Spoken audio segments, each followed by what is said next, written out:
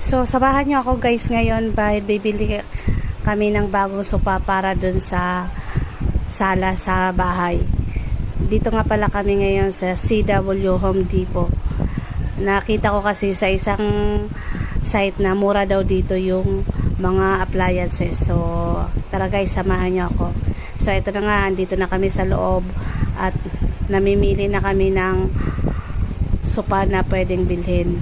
So, marami ditong mga iba't iba. May maroon din silang mga kama. Ayan na yung mga sopa nila. So, napag-desisyon na namin na ito na yung pipiliin. Yan yung kulay gray na sopa. L-shape siya.